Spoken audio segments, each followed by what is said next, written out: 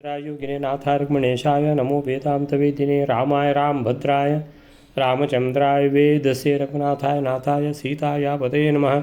मनोजवं मारुततुल्यमेकं जितेन्द्रियं बुद्धिमतां वरिष्ठं वातात्मजं वानरयोत्तमुख्यं श्रीरामदूतं शरणं प्रपद्ये। नारायणं नमस्कृत्य नरं चैव नरोत्तमं देवीं सरस्वतीं व्यासं ततो जयमुदीरयेत्। व्यासाय भवनाशाय श्रीशाय गुणराजे हृद्याय शुद्धविद्याय मध्वाय च नमो नमः। तपस्वाध्याय शुश्रूषा कृष्णपूजारतं मुनिं विश्वेशमिषदं वन्दे परिव्राट चक्रवर्तिनं। श्रीगुरुभ्यो नमः। ಹರಿ ಓಂ. ಕುಂತಿದ್ದು ಆ ವಿಷಯ ನಾವು ನಿನ್ನೆ ಹೇಳ್ತಿದ್ವಿ ಅಂತೇಳಿದರೆ 14ನೇ ಹುಟ್ಟುಹಬ್ಬ ಯಾರ್ದು? 1000 ಕಣ್ಣುಳ್ಳವ ಯಾರು? ದೇವೇಂದ್ರನ ಮಗನಾದ ಅರ್ಜುನನದ್ದು. ಅದಕ್ಕೆ ಕುಂತಿ ಅವಳು ಶ್ರೇಷ್ಠ ಬ್ರಾಹ್ಮಣರನ್ನು ಋಷಿಮುನಿಗಳನ್ನೆಲ್ಲ ಕರೆಸಿದ್ದಾಳೆ ಮಧ್ಯಾಹ್ನದ ಊಟಕ್ಕೆ. ಸೊ ಆವಾಗ ಬಡಿಸುವುದರಲ್ಲಿ ತತ್ಪರಳಾಗಿದ್ದಾಳೆ, ಎಲ್ಲ ಸಿದ್ಧತೆ ಮಾಡೋದ್ರಲ್ಲಿ ಅದರಲ್ಲೆಲ್ಲ. ಸೊ ಕುಂತಿ ಆದ್ದರಿಂದ ಅವಳಿಗೆ ಒಂದು ಮುಖ್ಯವಾದ ವಿಷಯದಲ್ಲಿ ಅವಳು ಯಾವಾಗಲೂ ಜಾರ್ತಾ ಇರಲಿಲ್ಲ. ಅವಳು ಜಾರಿ ಬಿಟ್ಲು. ಅವಳು ಎಲ್ಲಿ ಗಮನ ಇಡಬೇಕಾಗಿತ್ತೋ ಅಲ್ಲಿ ಗಮನ ಇಡಲಿಕ್ಕೆ ಅವಳಿಗೆ ಸಾಧ್ಯವಾಗಲಿಲ್ಲ. ಬಹಳ ಕೆಲಸ ಇದ್ದ ಕಾರಣ ಬಹುಕಾರ್ಯಪರ ಆಗಿದ್ಲು. ಆದ ಕಾರಣ ಅವಳು ಅನಯಜ್ಞ ಆಗಿಬಿಟ್ಲು ಅಂತ ಹೇಳುವಲ್ಲಿವರೆಗೆ ನಿನ್ನಾಗಿದೆ. ಸೊ ಇವತ್ತು ವೈಲಾಯರು ಬಂದಿದ್ದಾರಾ? ವೈಲಾಯರು ಕಾಣಿಸೋದಿಲ್ಲಲ್ಲ. ಸೊ ಇವಾಗ ನೆಕ್ಸ್ಟ್ ಶ್ಲೋಕ ಯಾವುದು ಅಂತ ಹೇಳಿದರೆ ತತ್ಕಾಲ ಏವ, ಕರೆಕ್ಟ್ ಅಲ್ಲ? ತತ್ಕಾಲ ಏವ ನೃಪತಿ ಸಹ ಮಾದ್ರವತ್ಯ ಪುಂಸ್ಕೋಕಿಲಾಕುಲಿತಪುಲ್ಲವನಂ ಫುಲ್ಲವನಂ ದದರ್ಶ ತಸ್ಮಿನ್ ವಸಂತಪವನಸ್ಪರ್ಶೇಧಿತಸ್ಸ ಕಂದರ್ಪಮಾರ್ಗಣವಶಂ ಸಹಸಾ ಜಗಾಮ. ತತ್ಕಾಲ ಏವ, ಆ ಕಾಲದಲ್ಲಿಯೇ ಪಾಂಡುರಾಜನು ಗಂಡು ಕೋಗಿಲೆ ಹಕ್ಕಿಗಳಿಂದ ತುಂಬಿದ ಅರಳಿದ ಪುಷ್ಪಗಳುಳ್ಳ ವನವನ್ನು ಮಾದ್ರವತೀ ದೇವಿಯಿಂದ ಕೂಡಿಕೊಂಡು ನೋಡಿದನು. ಆ ವನದಲ್ಲಿ ವಸಂತ ಕಾಲದಲ್ಲಿ ಗಾಳಿಯ ಸ್ಪರ್ಶದಿಂದ ಉದ್ರಿಕ್ತನಾದ ಆ ಪಾಂಡುರಾಜನು ಅಕಸ್ಮಾತ್ತಾಗಿ, ಅಂದರೆ ಶಾಪವನ್ನು ವಿಚಾರ ಮಾಡದೇನೆ, ಮನ್ಮಥನ ಬಾಣದ ಅಧೀನತ್ವವನ್ನು ಹೊಂದಿದನು. ತತ್ಕಾಲ ಏವ, ಯಾವಾಗ ಕುಂತಿ ಬಹಳ ಕೆಲಸಗಳಲ್ಲಿ ತನ್ನನ್ನು ತಾನು ತೊಡಗಿಸಿಕೊಂಡು ಯಾವುದರ ಮೇಲೆ ಒಂದು ವಿಷಯದ ಮೇಲೆ ಗಮನ ಯಾವಾಗಲೂ ಇಡ್ತದ್ದು, ಇವತ್ತು ಅವಳಿಗೆ ಮರ್ತು ಹೋಯಿತು. ಏನು ವಿಷಯ ಅಂತ ಹೇಳಿದರೆ ತತ್ಕಾಲ ಏವ, ಅದೇ ಸಮಯದಲ್ಲಿ ನೃಪತಿ ಸಹ, ನೃಪತಿ ಪಾಂಡುರಾಜ, ನೃಪತಿ ಸಹ ಮಾದ್ರವತ್ಯ, ಮಾದ್ರವತಿ ಅಂದರೆ ಮಾದ್ರಿ ಅಂತ ಹೇಳಿದರೆ ಮದ್ರ ದೇಶದ ರಾಜನ ಮಗಳು ಅವಳು. ಯಾರು? ಮಾದ್ರವತಿ. ಮಾದ್ರವತ್ಯ ಸಹ, ಮಾದ್ರಿಯ ಜೊತೆಗೆ ಇದ್ದಾನೆ. ಯಾರು? ಪಾಂಡುರಾಜ. ಸೊ ಮಾದ್ರಿಯ ಒಟ್ಟಿಗೆ ಪಾಂಡುರಾಜ ಒಬ್ಬನೇ ಇರುವುದೇ ಅದು ಗಮನ ಬೇಕೇ ಬೇಕು. ಇದು ಅಷ್ಟು ಮಾತ್ರ ಅಲ್ಲ, ಪುಂಸ್ಕೋಕಿಲಾಕುಲಿತ ಫುಲ್ಲವನಂ ದದರ್ಶ. ಅಂಥ ಸಮಯದಲ್ಲಿ ಏನಾಯಿತು ಅಂತ ಹೇಳಿದರೆ ಕುಂತಿದೇವಿ ಬಂದಿರುವಂತಹ ಅತಿಥಿ ಅಭ್ಯಾಗತರ ಉಪಚಾರದಲ್ಲೇ ತನ್ನನ್ನು ತಾನು ತೊಡಗಿಸಿಕೊಂಡಿದ್ದ ಆ ಸಂದರ್ಭದಲ್ಲಿ ಯಾರ ಜೊತೆಗೆ? ಪಾಂಡುರಾಜನ ಜೊತೆಗೆ ಮಾದ್ರವತಿ ಇದ್ದಾಳೆ, ಮಾದ್ರಿ ಇದ್ದಾಳೆ, ಇಬ್ಬರೇ ಇದ್ದಾರೆ. ಇವರೆಲ್ಲ ಇವರು ಕೆಲಸದಲ್ಲಿ ಬ್ಯುಸಿ ಇರುವಾಗ ಅವರೇ ಇಬ್ಬರು ಬೇರೆ ಇದ್ದಾರೆ. ಅವರು ಆ ಸಂದರ್ಭದಲ್ಲಿ ಪುಂಸ್ಕೋಕಿಲ ಆಕುಲಿತ ಫುಲ್ಲವನಂ ದದರ್ಶ. ದದರ್ಶ ಅಂದರೆ ನೋಡಿದ. ಏನನ್ನು ನೋಡಿದ? ಫುಲ್ಲವನಂ. ಫುಲ್ಲವನಂ ಅಂತೇಳಿದರೆ ಎಲ್ಲ ಹೂದೋಟದಲ್ಲಿ, ಆ ಸುಂದರ ಉದ್ಯಾನವನದಲ್ಲಿ ಎಲ್ಲ ಹೂಗಳು ಅರಳಿವೆ. ಫುಲ್ಲವನಂ ಅಂತೇಳಿದರೆ ಖಾಲಿ ಹೂ ಮಾತ್ರ ಅರಳಿರುವುದಲ್ಲ. ಪುಂಸ್ಕೋಕಿಲಾಕುಲಿತ, ಆಮೇಲಿಂದ ಏನೇಳಿದೆ, ತಸ್ಮಿನ್ ವಸಂತ ಪವನ, ತಸ್ಮಿನ್ ಆ ಹೂದೋಟದ ಹತ್ತಿರದಲ್ಲಿರುವಂಥ ಹೂದೋಟ ಉದ್ಯಾನವನ, ಅದರಲ್ಲಿ ತಸ್ಮಿನ್ ವಸಂತ ಪವನ.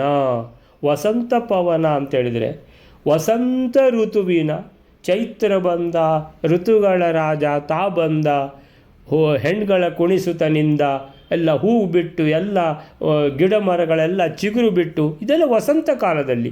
ಈಗ ವಸಂತ ಕಾಲ ಬಂದಿದೆಯಾ ಅಂತ ಕೇಳಿದರೆ, ನಿಜವಾಗಿ ನೋಡಿದರೆ ಅರ್ಜುನ ಹುಟ್ಟಿದ್ದು ಯಾವಾಗ, ಇನ್ನೂ ಫಲ್ಗುಣ ಅಂತ ಹೆಸರು ಅವನಿಗೆ. ಫಲ್ಗುಣ ಅಂತೇಳಿದರೆ ಏನು, ಮಾಘ ಫಲ್ಗುಣ. ಸೊ ಪುಷ್ಯ, ಮಾರ್ಗಶಿರ ಪುಷ್ಯ, ಮಾಘ ಫಲ್ಗುಣ. ಫಲ್ಗುಣ ಆದಮೇಲೆ ಚೈತ್ರ ಅಂತೇಳಿದರೆ ಚೈತ್ರ ಬರಲಿಕ್ಕೆ ಹೆಚ್ಚು ಸಮಯ ಇಲ್ಲ ಅಂತ, ಇನ್ನೂ ಬಹಳ ಬೇಗ ಬರ್ತದೆ, ಆದರೆ ಬರಲಿಲ್ಲ ಇನ್ನೂ. ಆದರೆ ಬಂದ ಹಾಗೇ ತಸ್ಮಿನ್ ವಸಂತ ಪವನ ಅಂತೇಳಿದರೆ ಚೈತ್ರ ಕಾಲದ ಆ ಪವನ ಅಂತೇಳಿದರೆ ಸುಗಂಧಿತವಾದ ಗಾಳಿ. ಯಾಕೆ ಸುಗಂಧಿತ ಅಂತೇಳಿದರೆ ಹೊಸ ಚಿಗುರು, ಆಮೇಲಿಂದ ಎಲ್ಲ ಪುಷ್ಪಗಳೆಲ್ಲ ಅರಳುತ್ತಾ ಇವೆ, ಎಲ್ಲ ಮರಗಳು ಚಿಗುರಿನಿಂದ ಏನಾಗಿದೆ, ಮರಗಳೆಲ್ಲ ಪೂರ್ತಿ ಇವೆ. ಅದೇ ಶಿಶಿರ ಋತುವಿನಲ್ಲಿ ಎಲ್ಲ ಎಲೆಗಳೆಲ್ಲ ಬಿದ್ದು ಖಾಲಿ ಮರಗಳ ಇದು ಮಾತ್ರ ಕಾಣ್ತದೆ, ತೊಗಟೆ ಮತ್ತು ಗೆಲ್ಲುಗಳು ಮಾತ್ರ ಕಾಣ್ತದೆ. ವಸಂತ ಋತು ಬಂದು ಕೂಡಲೇ ಇಡೀ ಎಲ್ಲ ಸುಂದರವಾಗಿ, ಸುಂದರ ಉದ್ಯಾನವನದಲ್ಲಿರುವ ಎಲ್ಲ ಮರಗಳು ಪೂರ್ತಿ ಎಲೆಗಳಿಂದ, ಚಿಗುರೆಲೆಗಳಿಂದ ಪೂರ್ತಿಯಾಗಿರುವಂಥ ಆ ಗಾಳಿಯೇ ಬೇರೆ. ಅದು ಆ ವಸಂತ ಪವನ ಸ್ಪರ್ಶ ಏಧಿತ ಸಹ, ಅವನಿಗೆ ಅಂತಹ ಆ ಘಮಘಮಿಸುತ್ತಿರುವಂತಹ ಏನದು, ಅದಕ್ಕೆ ಏನು ಹೇಳ್ತಾರೆ ಅಂತ ಹೇಳಿದರೆ ಹೊಸತು ಅಂತ ಇದೆ. ಚಿಗುರೆಲೆಗಳು ಎಲ್ಲ ಹೂ ಅರಳಿದೆ, ಎಲ್ಲ ಹೊಸತು ಇರುವಂತಹ ಅಂತಹ ಗಾಳಿ, ಹೊಸತನ್ನು ತರುವಂಥ ಗಾಳಿ ವಸಂತ ಕಾಲದ್ದು. ಸ್ಪರ್ಶ ಏಧಿತ, ಸ್ಪರ್ಶೇಧಿತ, ಸ್ಪರ್ಶೈಧಿತ ಅಂತ ಹೇಳಿದರೆ ತುಂಬ ಸ್ಪಷ್ಟ. ಅದು ಸ್ಪರ್ಶ ಏಧಿತ, ವೃದ್ಧಿ ಸಂಧಿ ಆಗುವಾಗ ಹೇಗಾಗ್ತದೆ ಅಂತ ಹೇಳಿದರೆ ಸ್ಪರ್ಶೇಧಿತ ಅಂತ ಆಗುವುದಿಲ್ಲ, ಅದು ಸ್ಪರ್ಶೈಧಿತ ಅಂತ ಆಗ್ತದೆ. ಆದ್ದರಿಂದ ಕೆಲವು ಪುಸ್ತಕದಲ್ಲಿ ಸ್ಪರ್ಶೇಧಿತ ಅಂತ ಇರ್ಬೋದು, ಅದನ್ನು ನಾವು ಸ್ಪರ್ಶೈಧಿತ ಅಂತ ಓದ್ಬೋದು.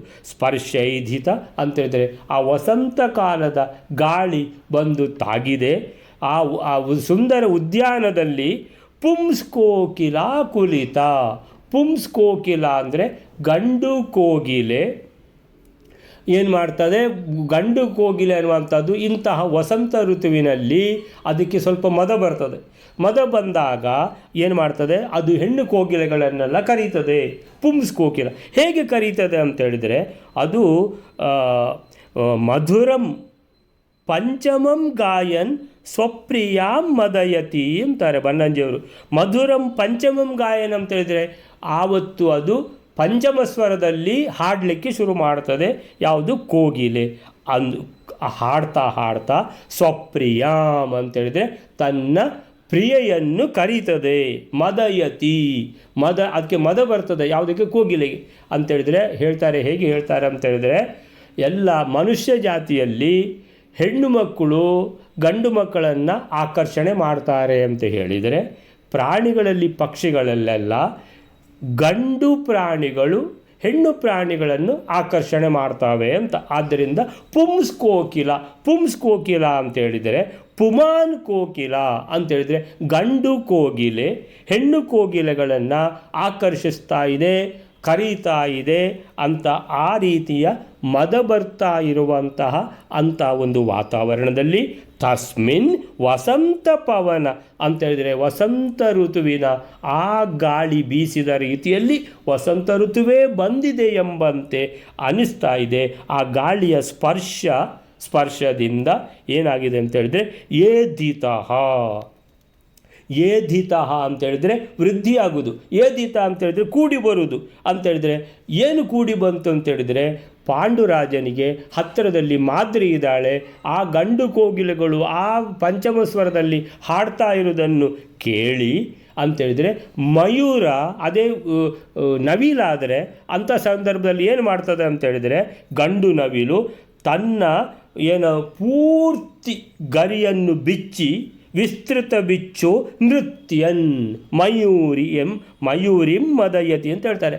ಅದೇ ಗಂಡು ನವಿಲು ಇಡೀ ತನ್ನ ಏನು ರೆಕ್ಕೆಯನ್ನು ಬಿಚ್ಚಿ ಅದು ನರ್ತನ ಮಾಡುತ್ತಾ ಹೆಣ್ಣು ನವಿಲುಗಳನ್ನು ಕರೀತದೆ ಅಂತ. ಸೊ ಆ ರೀತಿಯ ಒಂದು ಏನು ವಿಶೇಷವಾದ ಒಂದು ವಾತಾವರಣ, ಮದಬರಿಸುವಂಥ ವಾತಾವರಣದಲ್ಲಿ ಈ ಪಾಂಡುರಾಜನ ಹತ್ತಿರ ಕೂತಿದ್ದಾಳೆ ಮಾದ್ರವತಿ ಅಂತೇಳಿದರೆ, ಮಾದ್ರಿಯೂ ಕೂಡ ಸ್ವಲ್ಪ ಅವಳು ಹತ್ತಿರ ಕೂತರೆ ಪಾಂಡುರಾಜನಿಗೆ ಸ್ವಲ್ಪ ಏನಾದರೂ ಡಿಸ್ಟರ್ಬ್ ಆಗಿಬಿಡ್ತದೆ. ಅಂಥ ಮಾದ್ರಿ ಅವಳು ಕೂಡ ಸ್ವಲ್ಪ ಏನಂತ ಹೇಳಿದರೆ ಮದಬರಿಸುವಂಥ ರೀತಿಯಲ್ಲೇ ಇರುವಂತಹ, ಆಕರ್ಷಣೆ ಮಾಡ್ತಾ ಇರುವಂತಹ ಆ ಮಾದ್ರಿಯ ಜೊತೆಗೆ ಕೂತಿರುವಂತಹ ಈ ಪಾಂಡುರಾಜನಿಗೆ ಏನಾಯಿತು ಅಂತ ಹೇಳಿದರೆ, ತನಗೆ ಏನಾದರೂ ಅಪ್ಪಿತಪ್ಪಿ ತಾನು ಆ ಕುಂತಿಯ ಜೊತೆಗಾಗಲಿ ಮಾದ್ರೆಯ ಜೊತೆಗಾಗಲಿ ಸೇರಿದಲ್ಲಿ ಅವನು ಅದೇ ದಿವಸ ಲಾಸ್ಟ್ ಆಗ್ತದೆ ಅಂತೇಳಿದರೆ ಅವನು ಮತ್ತೆ ಇರುವುದಿಲ್ಲ ಅನ್ನುವಂಥ ಶಾಪ ಇದೆ ಅವನಿಗೆ. ಏನಂತ ಹೇಳಿದರೆ, ಅವನು ತನ್ನ ಹೆಂಡತಿಯೊಟ್ಟಿಗೆ ಯಾವತ್ತು ವಿರಮಿಸ್ತಾನೋ, ಯಾವತ್ತು ರಮಿಸ್ತಾನೋ, ಕ್ರೀಡಿಸ್ತಾನೋ ಆ ದಿವಸ ಅದೇ ಹೊತ್ತು ಅವನು ಸತ್ತೋಗ್ತಾನೆ ಅಂತೇಳಿ ಇದು ಶಾಪ ಇರುವಂಥದ್ದು. ಕುಂತಿದೇವಿ ಇಷ್ಟು ತನಕ ಅವನನ್ನು ಕಾಪಾಡಿಕೊಂಡು ಬಂದಿದ್ದಾಳೆ ಅಂತೇಳಿದರೆ ಹತ್ತಿರ ಬಂದು ಕೂಡ ಅವನನ್ನು ಓಡಿಸ್ತಿದ್ಲು, ಮಾದ್ರೆ ಹತ್ತಿರ ಹೋಗಲಿಕ್ಕೂ ಬಿಡ್ತಾ ಇರಲಿಲ್ಲ. ಆದರೆ ಇವತ್ತು ಕುಂತಿ ತನ್ನ ಕೆಲಸದಲ್ಲಿ ಅವಳು ತೊಡಗಿಸಿಕೊಂಡ ಕಾರಣ ಹತ್ತಿರದಲ್ಲಿ ಮಾದ್ರಿ ಇದ್ದಾಳೆ, ಹೇಳುವವರು ಕೇಳುವವರು ಯಾರಿಲ್ಲ, ಅವನಿಗೆ ಶಾಪದ ಈ ಯೋಚನೆಯೇ ಇಲ್ಲ ಅಂತೇಳಿದರೆ ತಾನು ಒಂದು ವೇಳೆ ಮಾದ್ರಿಯನ್ನು ರಮಿಸಿದರೆ, ಕ್ರೀಡಿಸಿದರೆ ಅದೇ ಹೊತ್ತಿಗೆ ಅವನು ಸತ್ತೋಗ್ತಾನೆ ಅನ್ನುವಂಥ ಶಾಪದ ಅರಿವು ಅವನಿಗೆ ಹೋಗಿಬಿಟ್ಟಿದೆ. ಇಂತಹ ಉದ್ರಿಕ್ತವಾದ ವಾತಾವರಣ ಇದೆ. ಕಂದರ್ಪ ಮಾರ್ಗಣ ವಶಂ ಸಹಸಾ ಜಗಾಮ. ಅವನಿಗೆ ಪಾಂಡುರಾಜನಿಗೆ ಏನಾಗಿದೆ, ಮಾದ್ರೆ ಮೇಲೆ ಮನಸ್ಸಾಗಿ ಬಿಡ್ತು. ಕಂದರ್ಪ ಅಂತ ಹೇಳಿದರೆ ಮನ್ಮಥ ಅಂತೇಳಿದರೆ ಮನ್ಮಥ ಕಂದರ್ಪ ಮಾರ್ಗಣ ಅಂದರೆ ಮನ್ಮಥನ ಬಾಣ ತಾಗಿದರೆ ಯಾವ ರೀತಿ ಶರೀರದಲ್ಲಿ ಮದೋನ್ಮತ್ತತೆ ಬರ್ತದೋ ಆ ರೀತಿಯಲ್ಲಿ ಕಂದರ್ಪ ಮಾರ್ಗಣ ಮನ್ಮಥನ ಬಾಣದ ವಶನಾಗಿ ಬಿಟ್ಟ. ವಶಂ ಸಹಸಾ ಜಗಾಮ, ವಶಕ್ಕೆ ಜಗಾಮ ತುತ್ತಾದ ಅಂದರೆ ವಶಕ್ಕೆ ಹೋಗಿಬಿಟ್ಟ. ಸಹಸ ಒಂದೇ ಸಲ ಅವನಿಗೆ ಮಾದ್ರಿಯ ಮೇಲೆ ಆಕರ್ಷಣೆ ಬಂದುಬಿಡ್ತು. ಅಲ್ಲಿ ಗಂಡು ಕೋಗಿಲೆ ಕೂಗ್ತಾ ಇದೆ, ಅಲ್ಲಿ ವಸಂತ ಋತುವಿನ ಆ ಹೊಸತಾದ ಹರ್ಷದ ಆ ಗಾಳಿ ಬೀಸಲಿಕ್ಕೆ ಶುರುವಾಯಿತು. ಹತ್ತಿರದಲ್ಲಿ ಮಾದ್ರಿ ಕೂತಿದ್ದಾಳೆ. ಇವನಿಗೆ ಏನಂತ ಹೇಳಿದರೆ ಒಂದೇ ಸಲಕ್ಕೆ ಮದೋನ್ಮತ್ತತೆ ಬಂದುಬಿಡ್ತು. ಯಾರಿಗೆ? ಪಾಂಡುರಾಜನಿಗೆ. ಅವಳನ್ನು ಸೇರಲಿಕ್ಕೆ ಹೋಗ್ತಾನೋ ಅನ್ನುವಂಥ ವಿಷಯ. ಸೊ 45ನೇ ಶ್ಲೋಕಕ್ಕೆ ಏನು ಹೇಳ್ತಾರೆ ಅಂತ ಹೇಳಿದರೆ, 45ನೇ ಶ್ಲೋಕ, ತತ್ಕಾಲ ಏವ ನೃಪತಿ, ಆ ಸಮಯದಲ್ಲೇ ಮಾದ್ರಿಯ ಜತೆಗೆ ಇದ್ದ ಪಾಂಡುರಾಜನು ಮಾದ್ರಿಯ ಜತೆಗೆ ಮಾದ್ರವತ್ಯಾ ಸಹ ಯಾರಿದ್ದಾನೆ? ನೃಪತಿ ಅಂತ ಹೇಳಿದರೆ ಪಾಂಡುರಾಜ. ತತ್ಕಾಲ ಏವ ಅಂತ ಹೇಳಿದರೆ ಅದೇ ಸಮಯದಲ್ಲಿ ಗಂಡು ಕೋಗಿಲೆಗಳಿಂದ ತುಂಬಿ ಹೋಗಿದ್ದ ಅರಳಿದ ವನವನ್ನು ಕಂಡ. ಪುಂಸ್ಕೋಕಿಲ ಆಕುಲಿತ ಅಂತೇಳಿದರೆ ನಮ್ಮನ್ನು ಏನು ಮಾಡುವಂಥದ್ದು, ಒಂದು ರೀತಿ ಭ್ರಷ್ಟತೆ ಮಾಡುವಂಥದ್ದು, ನಮ್ಮನ್ನು ಎಳೆಯುವಂಥದ್ದು, ನಮ್ಮನ್ನು ಆಕರ್ಷಿಸುವಂಥದ್ದು. ಆಕರ್ಷಣೆ, ಯಾವುದೇ ಆಕರ್ಷಣೆ ಇರಲಿ ನಮಗೆ ಅದು ಒಂದೇ ಸ್ಥಳಕ್ಕೆ ಬಂದುಬಿಡ್ತದೆ. ಈ ಆಕರ್ಷಣೆ ಅನ್ನುವಂಥದ್ದು ನಮ್ಮನ್ನು ಅದು ಘೋರ ನರಕಕ್ಕೆ ತಗೊಂಡು ಹೋಗ್ತದೆ ಅಂತ ಹೇಳುವಂಥದ್ದು. ಇಲ್ಲಿ ಈ ಪುಂಸ್ಕೋಕಿಲೆಗಳು, ಗಂಡು ಕೋಗಿಲೆಗಳ ಆ ಏನು ಪಂಚಮ ಸ್ವರ ಅಂತ ಇದೆ ಇದನ್ನು ಕೇಳ್ತಾ ಇದ್ದಾನೆ. ಆಮೇಲಿಂದ ಪುಲ್ಲವ ಆಕುಲಿತ, ಆದ್ದರಿಂದ ಏನಾಗಿದ್ದಾನೆ ಅವನು, ಅವನ ಶರೀರದಲ್ಲಿ ಮದೋನ್ಮತ್ತೆಯ ವಿಕಾರಗಳನ್ನು ಶುರುವಾಗಿವೆ. ಗಂಡು ಕೋಗಿಲೆಗಳಿಂದ ತುಂಬಿ ಹೋಗಿದ್ದ ಅರಳಿದ ವನವನ್ನು ಕಂಡ. ಅರಳಿದ ವನ ಅಂತೇಳಿದರೆ ಪುಲ್ಲವನಂ ಕಂಡ, ದದರ್ಶ. ಅಲ್ಲಿ ವಸಂತ ಮಾರುತದ ಸ್ಪರ್ಶದಿಂದ ವಸಂತ ಪವನ ಸ್ಪರ್ಶೈಧಿತ ಸ್ಪರ್ಶದಿಂದ ಏಧಿತ ಸಹ ಅವನು ಏಧಿತ ಅಂತೇಳಿದರೆ ಉದ್ರೇಕಗೊಂಡಿದ್ದಾನೆ, ಮದೋನ್ಮತ್ತತೆಯಿಂದ ಉದ್ರೇಕಗೊಂಡಿದ್ದಾನೆ. ಅಂತಹ ವಾತಾವರಣದಲ್ಲಿ ಸಹಸ ಒಡನೆಯೇ ಏನು ಮಾಡಿದ ಅವನು ಕಾಮಬಾಣಕ್ಕೆ ವಶನಾದ. ಕಾಮಬಾಣ ಅಂದರೆ ಕಂದರ್ಪ ಮಾರ್ಗಣ ವಶಂ ಜಗಾಮ, ವಶನಾದ ಅಂತೇಳಿದರೆ ಅರ್ಜುನ ಜನಿಸಿದ್ದು ಫಾಲ್ಗುಣ ಮಾಸದಲ್ಲಿ. ಅದಕ್ಕೆ ಅವನ ಹೆಸರು ಫಾಲ್ಗುಣ ಅಂತಲೇ ಹೆಸರು ಅವನಿಗೆ. ಫಲ್ಗುಣ ಅಥವಾ ಫಲ್ಗುಣ ಅಂತ ಹೆಸರು ಅವನಿಗೆ. ಯಾಕೆ? ಫಾಲ್ಗುಣ ಮಾಸದಲ್ಲಿ ಹುಟ್ಟಿದವನು ಅಂತ. ಅವನ ಜನ್ಮ ನಕ್ಷತ್ರ ಬಂದಿದ್ದು ಕೂಡ ಅದೇ ಮಾಸದಲ್ಲಿ ಅಂತೇಳಿದ್ರೆ ಇನ್ನೂ ಶಿಶಿರ ಋತು ಹೋಗಲಿಲ್ಲ. ವಸಂತ ಮಾರುತ ಅಂತ ಕರೆದದ್ದು ಹೇಗೆ ಎಂಬುದಕ್ಕೆ ಸೌರಮಾನ ರೀತ್ಯ ಒಂದೊಮ್ಮೆ ಫಾಲ್ಗುಣ ಮಾಸದಲ್ಲಿಯೂ ಕೂಡ ವಸಂತ ಋತು ಬರಲು ಸಾಧ್ಯ ಅಂತೇಳ್ಕೊಂಡು ಜನಾರ್ದನಿಯ ವ್ಯಾಖ್ಯಾನದಲ್ಲಿ ಹೇಳಿದ್ದಾರೆ ಅಂಥೇಳಿ. ಅಥವಾ ಅಂತೇಳಿದರೆ ಫಾಲ್ಗುಣದ್ದು ಲಾಸ್ಟ್, ವಸಂತ ಶುರುವಾಗುವಂಥ ಲಕ್ಷಣಗಳು ಕಾಣಿಸ್ತಾ ಇದೆ ಅಲ್ವಾ ಅಂತ ನಾವು ಎಣಿಸ್ಕೊಳ್ಬೋದು ಅಂತ. ಅಲ್ಲಿಗೆ ಏನಾಯಿತು? 45ನೇ ಶ್ಲೋಕ ಮುಗೀತು. 46ನೇ ಶ್ಲೋಕವೇನಾರೆ ಶ್ರೀಗುರುಭ್ಯೋ ನಮಃ. ಜಗ್ರಾಹತಾಮಥ ತಯಾ ರಮಮಾಣ ಏವ ಯಾತೋ ಯಮಸ್ಯ ಸದನಂ ಹರಿಪಾದ ಸಂಗೀ ಪೂರ್ವಂ ಶಚೀರಮಣಮಿಚ್ಛತ ಏಷ ವಿಘ್ನಂ ಶಕ್ರಸ್ಯ ತದ್ದರ್ಶನೋಪಗತೋ ಹಿ ಚಕ್ರೇ. 46ನೇ ಶ್ಲೋಕ. ಪರಮಾತ್ಮನ ಪಾದದಲ್ಲೇ ಆಸಕ್ತಿಯುಳ್ಳ ಪಾಂಡು ಕ್ರೀಡಿಸುವುದಕ್ಕೋಸ್ಕರ ಮಾದ್ರಿಯನ್ನು ಸ್ವೀಕರಿಸುತ್ತಾನೆ. ಅವಳೊಂದಿಗೆ ಆನಂದ ಪಡುತ್ತಾಳೆ. ಕಿಂದಮರ್ಷಿಯ ಶಾಪದಿಂದಾಗಿ ಅವನು ಅಲ್ಲಿಯೇ ಮರಣವನ್ನು ಹೊಂದಿ ಯಮನ ವಶನಾಗುತ್ತಾನೆ. ಪಾಂಡುವಿಗೆ ಏಕೆ ಹೀಗಾಯಿತು ಎಂದರೆ ಆ ಋಷಿ ಶಾಪಕ್ಕಿಂತಲೂ ಪ್ರಭವಾದ ಇನ್ನೊಂದು ಕಾರಣ ಇದೆ ಅಂತೆ. ಹಿಂದೆ ಮೂಲ ರೂಪದಲ್ಲಿ ಅವನು ಇಂದ್ರನನ್ನು ಕಾಣಲೆಂದು ತೆರಳಿದ್ದಾಗ ಶಚಿದೇವಿಯೊಂದಿಗೆ ಕ್ರೀಡಿಸಲೆಂದು ಬಯಸಿಕೊಂಡಿದ್ದ ಇಂದ್ರನಿಗೆ ಅವನ ಕಣ್ಣಿಗೆ ಕಾಣುವ ಮೂಲಕ ಪ್ರತಿಬಂಧವನ್ನು ಉಂಟು ಮಾಡಿದ್ದೇನಂತೆ. ಹಾಗೆ ಜಗ್ರಾಹತಾಮಥತಯ ರಮಮಾಣ ಏವ ಯಾತೋ ಯಮಸ್ಯ ಸದನಂ ಹರಿಪಾದ ಸಂಗೀ ಪೂರ್ವಂ ಶಚೀರಮಣಮಿಚ್ಛತ ಏಷ ವಿಘ್ನಂ ಶಕ್ರಸ್ಯ ತದ್ದರ್ಶನೋಪಗತೋ ಹಿ ಚಕ್ರೇ. ಜಗ್ರಾಹತಾಂ ಅಥ ತಯಾ ರಮಮಾಣ ಏವ ಯಾತೋ ಯಮಸ್ಯ ಸದನಂ ಹರಿಪಾದ ಸಂಗೀ. ಜಗ್ರಾಹ ತಾಂ ತಾಮ್ ಅಂದರೆ ಅವಳನ್ನು, ಅಂದರೆ ಮಾದ್ರಿಯನ್ನು ಜಗ್ರಾಹ ಹಿಡ್ಕೊಂಬಿಟ್ಟ ಅಂತ ಹೇಳಿದ್ರೆ ಅವಳಿಗೂ ಖುಷಿಯಾಯಿತು. ಸೊ ಇಬ್ಬರು ಒಬ್ಬರನ್ನೊಬ್ಬರು ಅಪ್ಪಿ ಹಿಡ್ಕೊಂಡ್ರು. ಜಗ್ರಾಹ ತಾಂ ಅಥ ತಯ ಅವಳೊಟ್ಟಿಗೆ ತಯ ರಮಮಾಣ ಏವ ಕ್ರೀಡಿಸಲಿಕ್ಕೆ ಶುರು ಮಾಡಿದ. ಇಬ್ಬರು ಏನು ಮಾಡಿದರು? ಪರಸ್ಪರ ಯಾವುದರ ಪರಿವೆಯೂ ಇಲ್ಲದೆ ಅಂತೇಳಿದರೆ ಒಂದು ರೂಮಿಗೆ ಪಕ್ಕದಲ್ಲಿರುವ ಕೋಣೆಗೆ ಹೋಗಿದ್ದಾರೆ, ಅವರು ಕ್ರೀಡಿಸಿದ್ದಾರೆ ಅಂತ ಆ ಥರ ತಿಳ್ಕೊಳ್ಳುವಂಥದ್ದು. ರಮಮಾಣ ಏವ ಕ್ರೀಡಿಸುತ್ತಿದ್ದಂತೆಯೇ ರಮಮಾಣ ಏವ ಯಾತೋ ಯಮಸ್ಯ ಸದನಂ ಅಂತೇಳಿದರೆ ಅವನು ಮಲಗಿದವನು ಏಳಲೇ ಇಲ್ಲ. ಅಲ್ಲೇ ಏನಾಗಿದೆ? ಅವನಿಗೆ ಹಾರ್ಟ್ ಫೇಲ್ ಆಗಿದೆ, ಸತ್ತೋಗಿದ್ದಾನೆ. ಯಾತೋ ಹೋಗಿದ್ದಾನೆ, ಯಾತಃ ಯಮಸ್ಯ ಸದನಂ. ಯಮಸ್ಯ ಸದನಂ ಅಂತೇಳಿದರೆ ಯಮಧರ್ಮರಾಯನ ಮನೆಗೆ ಹೋದ. ಇಲ್ಲಿ ಅವನು ಅಂತೇಳಿದರೆ ಅಲ್ಲಿಗೆ ಪಾಂಡುರಾಜನ ಕತೆ ಮುಗೀತು ಅಂತ. ಅದಕ್ಕೆ ಅವರು ನಿನ್ನೆ ನಾವು ಆ ಶ್ಲೋಕದಲ್ಲಿ ಹೇಳಿದ್ದು, ಅವಳು ಕುಂತಿದೇವಿ ಪಾಪ ಅವಳು ತನ್ನ ಕಾರ್ಯದಲ್ಲಿ ಅವಳು ಬ್ಯುಸಿ ಇದ್ಲು, ತೊಡಗಿಸಿಕೊಂಡಿದ್ಲು, ಎಲ್ಲ ತಾನೇ ಮಾಡ್ತಾ ಇದ್ಲು. ಪಾಂಡುರಾಜನ ಮೇಲೆ ಅವಳಿಗೆ ಗಮನ ಇಡಲಿಕ್ಕೆ ಆಗಲಿಲ್ಲ ಅಂತೇಳಿದರೆ, ಯಾವಾಗಲೂ ನಮ್ಮದೊಂದು ಗಾದೆ, ಕುಂಬಾರಗೆ ವರುಷ ದೊಣ್ಣೆಗೆ ನಿಮಿಷ ಅಂತ. ಕುಂಬಾರ ಅಂತೇಳಿದರೆ ಅವನು ಮಡಕೆ ಮಾಡಿಟ್ಟಿದ್ದಾನೆ, ಕಾಯ್ತಾ ಇರ್ತಾನೆ, ಅಯ್ಯೋ ಯಾವುದು ಏನು ತೊಂದರೆ ಆಗಬಾರ್ದು ಮಡಕೆಗೆ ಅಂತ.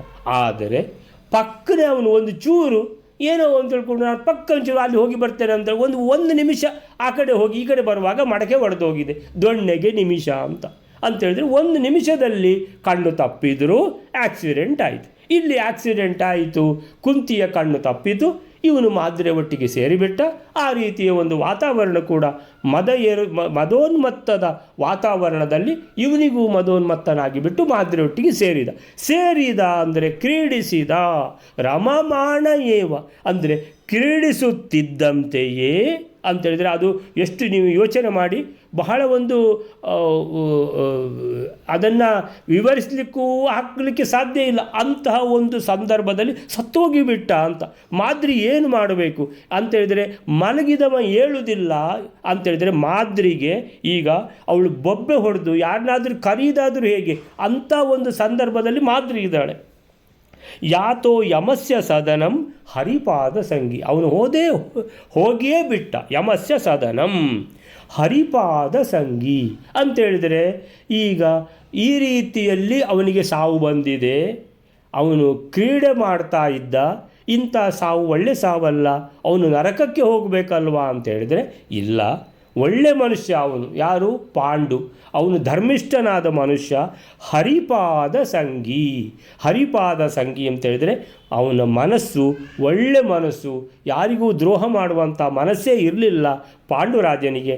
ಅಂತಹ ಒಳ್ಳೆಯ ಮನಸ್ಸಿನ ಧರ್ಮಿಷ್ಠನಾದ, ತನ್ನ ಅನುಷ್ಠಾನದಲ್ಲಿ ನಿರತನಾಗಿರುವಂತಹ ಬಹಳ ಒಂದು ಧಾರ್ಮಿಕ ಮನುಷ್ಯ ಯಾರು? ಪಾಂಡುರಾಜ.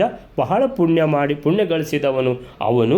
ಆದ್ದರಿಂದ ಹರಿಪಾದ ಸಂಗಿ, ಹರಿಪಾದವನ್ನು ಸೇರುವಂಥ ಅಂತೇಳಿದರೆ ಅವನ ಮನಸ್ಸು ಯಾವಾಗಲೂ ಹರಿಪಾದವನ್ನೇ ಯೋಚನೆ ಮಾಡ್ತಾ ಇರುವ ಕಾರಣ ಅಂತೇಳಿದರೆ ಬಹಳ ಧರ್ಮಿಷ್ಠನಾದ ಕಾರಣ ಪಾಂಡುರಾಜನು ಯಮಧರ್ಮನ ಸಭೆಯನ್ನು ಸೇರಿದ ಅಂತ. ಸೊ ಹರಿಪಾದ ಸಂಗಿ ಯಮಸ್ಯ ಸದನಂ. ಇದರಲ್ಲಿ ಬರ್ತದೆ ರಾಜಸೂಯ ಯಾಗ ಮಾಡಬೇಕು ಅಂತ ಹೇಳುವಾಗ ಆ ವಿಷಯ ಬಂದು ನಾರದರು ಪ್ರಸ್ತಾಪ ಮಾಡುವಾಗ ನಾರದರು ಬಂದು ಹೇಳುವಂಥದ್ದು ಧರ್ಮರಾಜನ ಹತ್ರ, ನೋಡಪ್ಪ ನಿನ್ನ ಅಪ್ಪ ಯಾರು? ಪಾಂಡುರಾಜ. ಅವನು ಯಮನ ಸಭೆಯನ್ನು, ಯಮಧರ್ಮರಾಯನ ಸಭೆಯನ್ನು ಮಾತ್ರ ಸೇರಿದ್ದಾನೆ. ಅಂದರೆ ಮಾತ್ರ ಸೇರಿದ್ದಾನೆ ಅಂದ್ರೇನು? ಇಲ್ಲ, ನಿಮ್ಮ ಪೂರ್ವಜರು ಯಾರು? ರಾಜ ಹರಿಶ್ಚಂದ್ರ, ಅವನು ಬ್ರಹ್ಮದೇವರ ಸಭೆಗೆ ಹೋಗಿದ್ದಾನೆ. ಹಾಗಾದರೆ ನನ್ನ ಅಪ್ಪ ಹೋಗಲಿಲ್ವಾ? ಇಲ್ಲ. ಯಾಕೆ ಅಂತೇಳಿದರೆ ನೀನು ರಾಜಸೂಯ ಯಾಗ ಮಾಡಿದರೆ ಆವಾಗ ನಿನ್ನ ಅಪ್ಪ ಕೂಡ ಈಗ ಯಮಧರ್ಮನ ಸಭೆಯಲ್ಲಿ ಇದ್ದವರು ಅವರು ಬ್ರಹ್ಮದೇವರ ಸಭೆಗೆ ಹೋಗುವಂತಹ ಅವ್ರ ಎಲಿಜಿಬಿಲಿಟಿ ಅವರಿಗೆ ಬರ್ತದೆ ಅಂತ ಹೇಳ್ಕೊಂಡು ನಾರದರು ಹೇಳುವಂಥದ್ದು. ಅಂತ ಹೇಳಿದರೆ ನಿಮ್ಮ ಅಪ್ಪನೇ ಹೇಳಿ ಕಳಿಸಿದ್ದು. ಹರಿಶ್ಚಂದ್ರ ಮಹಾರಾಜ ಹೋಗಿದ್ದಾನೆ ಬ್ರಹ್ಮದೇವರ ಸಭೆಗೆ, ನನ್ನನ್ನು ಕಳಿಸ್ಲಿಕ್ಕೆ ಹೇಳಿ ನನ್ನ ಮಕ್ಕಳಿಗೆ ರಾಜಸೂಯ ಯಾಗ ಮಾಡಲಿಕ್ಕೆ ಹೇಳಿ, ನನ್ನ ಮಕ್ಕಳು ಮಹಾಪರಾಕ್ರಮಿಗಳು, ಸೊ ಹೇಳಿ ಕಳಿಸಿದ್ದಾನೆ ಪಾಂಡುರಾಜ. ನಾರದರು ಬಂದು ಹೇಳುವಂಥದ್ದು ಧರ್ಮರಾಜನಿಗೆ ಅಂತೇಳಿದ್ರೆ ಇಚ್ಛೆ ಆಯಿತು, ನಾನು ಕೂಡ ರಾಜಸೂಯ ಯಾಗ ಯಾಕೆ ಮಾಡಬಾರ್ದು ಅಂತ ಅಷ್ಟಾಗಿ ವಿಷಯ ಬಂತು. ರಾಜಸೂಯ ಯಾಗ ಮಾಡೋದಿದ್ದರೆ ವೈರಿಗಳೇ ಇರಲಿಕ್ಕೂಡ್ದು. ಯಾರಾದರೂ ವೈರಿಗಳು ಇದ್ದಾರೆ ಅಂತೇಳಿದರೆ ರಾಜರು ಅವರು ಕಪ್ಪ ಕೊಡುವುದಿಲ್ಲ. ಒಬ್ಬ ರಾಜ ಕಪ್ಪ ಕೊಡುವುದಿಲ್ಲ ಅಂತೇಳಿದರೂ ರಾಜಸೂಯ ಯಾಗ ಮಾಡುವ ಹಾಗಿಲ್ಲ. ಇಲ್ಲಿ ಒಬ್ಬ ಇದ್ದಾನೆ ಅಂಥವನು ಯಾರು ಅಂತೇಳಿದರೆ ಜರಾಸಂಧ, ಅವನು ಕಪ್ಪ ಕೊಡುವುದಿಲ್ಲ. ಆದ್ದರಿಂದ ಜರಾಸಂಧ ಇರುವ ತನಕ ನೀನು ರಾಜಸೂಯ ಯಾಗ ಮಾಡಲಿಕ್ಕೆ ಸಾಧ್ಯವೇ ಇಲ್ಲ ಅಂತೇಳುವಂಥ ವಿಷಯ ಬರುವಂಥದ್ದು. ಆವಾಗ ಬಂದಿದೆ ಏನಂತೇಳಿದರೆ ನಿಮ್ಮ ಅಪ್ಪ ಹೋಗಿದ್ದು ಯಾವುದು? ಯಮಧರ್ಮರಾಜನ ಸಭೆಗೆ ಮಾತ್ರ, ಹರಿಶ್ಚಂದ್ರನ ಥರ ಬ್ರಹ್ಮದೇವರ ಸಭೆಗೆ ಹೋಗಲಿಲ್ಲ ಅನ್ನುವಂಥದ್ದು. ಪೂರ್ವಂ, ಈಗ ಈ ಪಾಂಡುರಾಜನಿಗೆ ಯಾಕೆ ಇಂಥ ಅವಸ್ಥೆ ಬಂತು ಅಂತೇಳಿದರೆ ಒಂದು ಆ ಋಷಿಗಳದ್ದು ಶಾಪ. ಆ ಋಷಿಗಳು ಏನಂತೇಳಿದರೆ ಹೊಸತಾಗಿ ಮದುವೆ ಆಗಿದ್ದಾರೆ. ತಾನು ಮತ್ತು ತನ್ನ ಹೆಂಡತಿ ಇಬ್ಬರು ಜಿಂಕೆಯ ರೂಪದಲ್ಲಿ ಅಲ್ವಾ, ಇಬ್ಬರು ಜಿಂಕೆಯ ರೂಪದಲ್ಲಿ ಕಾಡಿನ ಮಧ್ಯದಲ್ಲಿ ಇದ್ದು ಅವರು ಕ್ರೀಡಿಸುತ್ತಾ ಇರುವಾಗ ಪಾಂಡುರಾಜ ಬೇಟೆಗೆ ಹೋದವನು ಅವನಿಗೆ ಋಷಿಗಳಿದ್ದಾರೆ ಈ ಜಿಂಕೆಯ ರೂಪದಲ್ಲಿ ಅಂತ ಹೇಗೆ ಗೊತ್ತಾಗಬೇಕು ಅಂತೇಳಿದರೆ ಅವನು ಏನು ಜನ್ಮಾಂತರದಿಂದ ಮಾಡಿದ ಕರ್ಮಗಳ ಏನು ಅದು ಫಲವೋ ಏನೋ ಅವನು ಆ ಜಿಂಕೆಗಳ ಮೇಲೆ ಅಂದರೆ ಪರಸ್ಪರ ಮಿಲನದಲ್ಲಿರುವಂಥ ಜಿಂಕೆಗಳ ಮೇಲೆ ಅವನು ಬಾಣ ಹೊಡೆದು ಬಿಟ್ಟಿದ್ದಾನೆ. ಆವಾಗ ಅವರು ಒರಿಜಿನಲ್ ರೂಪಕ್ಕೆ ಬಂದುಬಿಟ್ಟು ಋಷಿಗಳು ಆಮೇಲೆ ಶಾಪ ಕೊಟ್ಟರು. ಹೀಗೆ ನಾನು ನನ್ನ ಹೆಂಡತಿಯನ್ನು ಕ್ರೀಡಿಸುತ್ತಿರುವಂಥ ಸಂದರ್ಭದಲ್ಲಿ ನಮ್ಮನ್ನು ನೀನು ಕೊಂದು ಹಾಕಿದೆ, ನೀನು ನಿನ್ನ ಹೆಂಡತಿಯನ್ನು ಯಾವಾಗ ಕ್ರೀಡಿಸುತ್ತೀಯೋ ನೀನು ಹೀಗೆ ಸತ್ತು ಹೋಗ್ತೀಯಾ ಅಂತ ಶಾಪ ಕೊಟ್ಟು ಬಿಟ್ಟಿದ್ದಾರೆ. ಅಂದರೆ ಆವಾಗ ಈಗ ಇವನು ಯಾವಾಗ ಮಾದ್ರಿಯ ಜೊತೆಗೆ ಕ್ರೀಡಿಸಲಿಕ್ಕೆ ಶುರು ಮಾಡಿದನೋ ಆವಾಗಲೇ ಸತ್ತು ಹೋದ. ಆಮೇಲಿಂದ ಅದು ಒಂದೇ ಕಾರಣ ಅಲ್ಲ ಅಂತ ಹೇಳ್ತಾರೆ ಮಧ್ವರು. ಇನ್ನೂ ಒಂದು ಕಾರಣ ಇದೆ. ಏನು ಕಾರಣ ಅಂತ ಹೇಳಿದರೆ, ಈ ಪಾಂಡುರಾಜನು ಪೂರ್ವಜನ್ಮನಿ ಅವನು ಒಬ್ಬ ಮರುತಾಗಿದ್ದ. ಅವನ ಹೆಸರು ಪರಾವಹ ಅನ್ನುವಂಥ ಮರುತು. ಅವನು ಏನು ಮಾಡಿದ್ದಾನೆ, ಒಂದು ಸಲ ಇಂದ್ರನನ್ನು ನೋಡಲಿಕ್ಕೆ ಹೋಗಿದ್ದಾನೆ. ಈ ಮರುತುಗಳಿಗೆ, ಈ ಕೆಲವರಿಗೆ ಯಾವುದು ಗಂಧರ್ವರಿಗೆಲ್ಲ ಸ್ವಲ್ಪ ಈ ರೀತಿ ಸ್ವಲ್ಪ ಕೆಣಕುವಂಥ ಬುದ್ಧಿ ಸ್ವಲ್ಪ ಜಾಸ್ತಿ. ಅವರು ಏನು ಮಾಡಿದ್ದಾರೆ, ಆ ಇಂದ್ರ ಆವಾಗ ಶಚೀದೇವಿಯ ಜೊತೆಗೆ ಇನ್ನೇನು ಕ್ರೀಡಿಸಬೇಕು ಅಂತೇಳ್ಕೊಂಡು, ಅಂದರೆ ಇನ್ನೇನು ಕ್ರೀಡಿಸಲಿಕ್ಕೆ ಶುರು ಮಾಡಿದ್ದಾನೆ. ಯಾರು? ಇಂದ್ರ. ಯಾರನ್ನು? ಶಚೀದೇವಿ ಜೊತೆಗೆ ಅಂತೇಳಿದರೆ ಇವನು ದೂರದಿಂದಲೇ ಸ್ವಲ್ಪ ಗೊತ್ತಾದ ಕೂಡಲೇ ವಾಪಸ್ ಅಲ್ಲಿಂದ ಜಾಗ ಖಾಲಿ ಮಾಡಬೇಕಾಗಿತ್ತು. ಯಾರು? ಪರಾವಹ. ಅವನೇನು ಮಾಡಿದ, ಸೀದಾ ಹೋಗಿ ಅವರನ್ನು ಕ್ರೀಡಿಸಲಿಕ್ಕೆ ಬಿಡಲಿಲ್ಲ. ಶಚೀದೇವಿಯಲ್ಲಿ ಇಂದ್ರನು ಕ್ರೀಡೆಯಲ್ಲಿ ಇಚ್ಛಿಸಿಕೊಂಡು ಇರತಕ್ಕ ದೇವೇಂದ್ರನಿಗೆ ರತಿ ಪ್ರತಿಬಂಧನವನ್ನು ಯಾವ ಕಾರಣದಿಂದ ಮಾಡಿದನೋ ಅಂತೇಳಿದರೆ, ಅವನಿಗೆ ಶಚೀದೇವಿಯ ಒಟ್ಟಿಗೆ ಕ್ರೀಡಿಸಲಿಕ್ಕೆ ಇವನು ಬಿಡಲಿಲ್ಲ. ಅಂತೇಳಿದರೆ ಇವನು ಬೇಕಂತೇಳಿಯೇ ಏನು ಮಾಡಿದ, ಹೋಗಿ ನುಗ್ಗಿದ. ಆ ಥರ ಏನಂತೇಳಿದರೆ ಆ ದೇವೇಂದ್ರನು ಕೂಡ ಇವನಿಗೆ ಶಾಪ ಕೊಟ್ಟಿದ್ದಾನೆ. ಏನಂತೇಳಿದರೆ, ನೀನು ಕೂಡ ನಿನ್ನ ಹೆಂಡತಿ ಒಟ್ಟಿಗೆ ನೀನು ಯಾವಾಗ ಸೇರ್ತೀಯೋ ಆವಾಗ ನಿನಗೆ ಮರಣ ಬರಲಿ ಅಂತ ತಿಳ್ಕೊಂಡು ಪೂರ್ವಂ ಶಚಿ ರಮಣಂ ಇಚ್ಛತ. ಶಚಿ, ಅವಳ ರಮಣ ಯಾರು? ದೇವೇಂದ್ರ.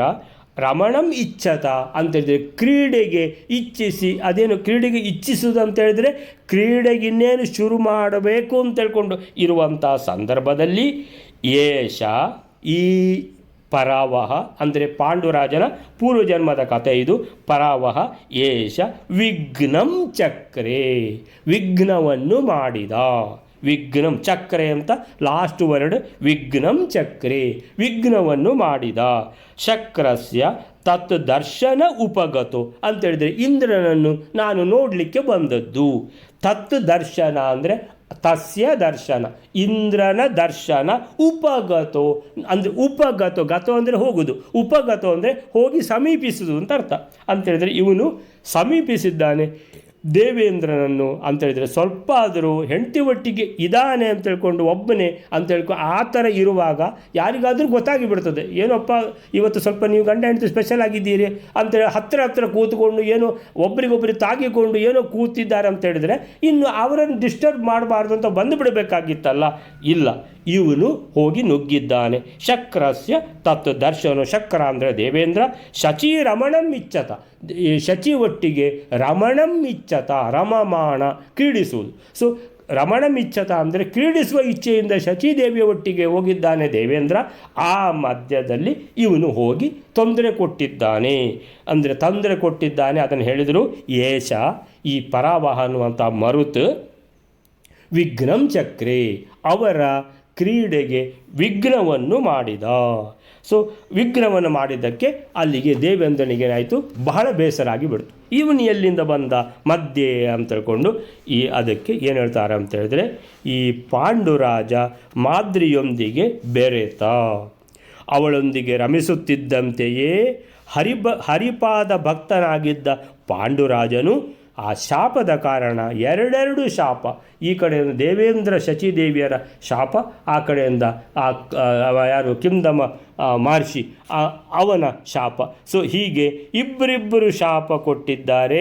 ಇಬ್ಬರಿಬ್ಬರು ಶಾಪದ ಕಾರಣ ಏನು ಮಾಡಿದರು, ಅವನು ಪಾಂಡುರಾಜ ಯಮಲೋಕವನ್ನು ಸೇರಿದ.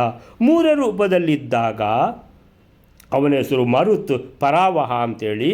ಅವನು ಇಂದ್ರನ ದರ್ಶನಕ್ಕೆಂದು ಅವನ ಬಳಿಗೆ ತೆರಳಿ ಇಂದ್ರನ ದರ್ಶನಕ್ಕೆಂದು ಪೂರ್ವಂ ಶಕ್ರಸ್ಯ ತತ್ ದರ್ಶನ ಉಪಗತೆ. ಆದರೆ ಅಲ್ಲಿ ಏನಾಗಿತ್ತು, ಶಚಿ ಸಂಗಮಕ್ಕೆ ವಿಘ್ನವೆಸಗಿದ್ದ. ಆವಾಗ ಶಚಿ ಸಂಗಮ ಅಂತೇಳಿದರೆ ಶಚಿ ರಮಣಂ ಇಚ್ಛತ. ಏಷ ಅಂದರೆ ಈ ಪರಾವಹ ಅನ್ನುವಂಥ ಮರುತ್ ಏಷ ಇವನು ವಿಘ್ನಂ ಚಕ್ರೆ ವಿಘ್ನವನ್ನು ಮಾಡಿದ. ಆದ್ದರಿಂದಲೇ ಅವನು ಮನುಷ್ಯನಾಗಿ ಹುಟ್ಟಿ ರತಿಕ್ರೀಡೆಯಲ್ಲಿದ್ದಾಗಲೇ ಮರಣ ಹೊಂದಿದ. ಸೊ ಹೀಗೆ ಅಂತೇಳಿದರೆ ಏನು ಎರಡೆರಡು ಶಾಪ ಬಂದಿದೆ ಅಂತ ಹೇಳ್ತಾರೆ. ಸೊ ಮುಂದಿನ ಶ್ಲೋಕ ಮಹಿಳೆಯರೇ. ತೇನೈವ ಹಾಂ ತೇನೈವ ಮಾನುಷಮವಾಪ್ಯ ರತಿಸ್ತ ಏವ ಪಂಚತ್ವಮಾಪರತಿ ವಿಘ್ನಮ ಪುತ್ರತಾಂ ಚ ಸ್ವಾತ್ಮೋತ್ತಮೇಶ್ವಥ ಸುರೇಷು ವಿಶೇಷತಶ್ಚ ಸ್ವಲ್ಪೋಪಿ ದೋಷ ಉರುತಾಂ ವ್ಯಾತಿ ಯಸ್ಮಾತ್. 47ನೇ ಶ್ಲೋಕ.